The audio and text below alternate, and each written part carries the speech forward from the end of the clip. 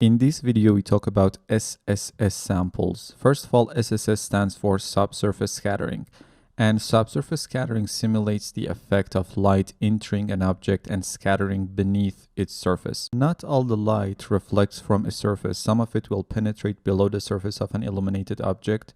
There it will be absorbed by the material and scattered internally. Some of the scattered light will make its way back out of the surface and become visible to the camera.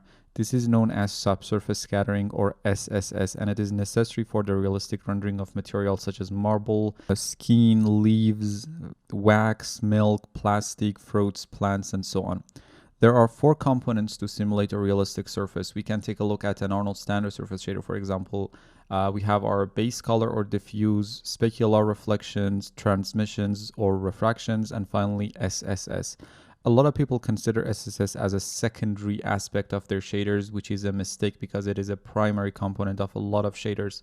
We will talk about subsurface scattering and its effect on realism in the shading section of the course.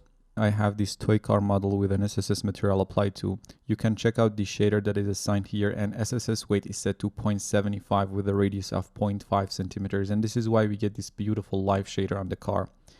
And you can see how adding SSS to the shader immediately makes the shader touchable and realistic. Now let's open up the render settings. SSS samples control the number of direct and indirect samples to compute subsurface scattering around each shaded point. Higher SSS samples produce a cleaner subsurface scattering effect, but will take longer to render.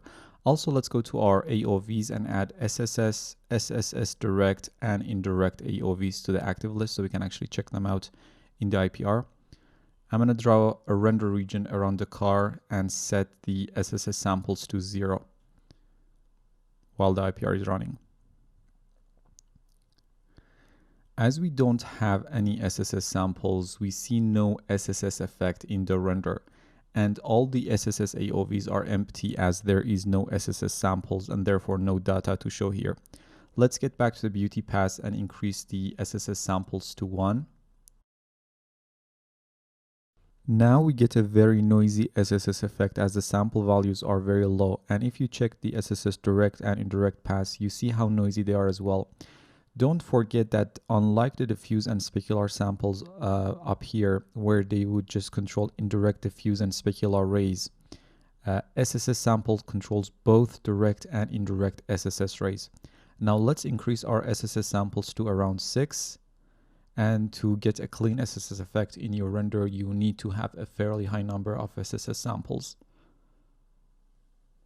And now we have a much cleaner SSS effect, and you can observe a much cleaner SSS direct and indirect passes as well.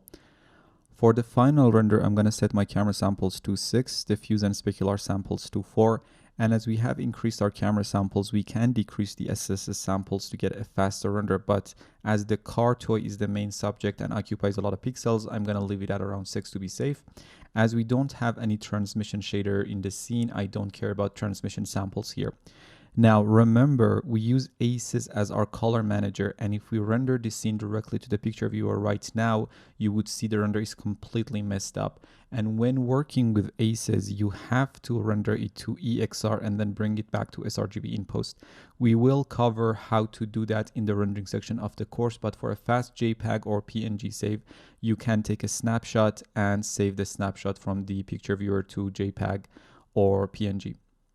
But if you want an EXR render, just go to the render settings and change the format to EXR and start your render to the picture viewer. The render will look horrible in the picture viewer, but the saved EXR file will be absolutely correct and you can work with it in post. That's enough for this lesson. See you in the next one.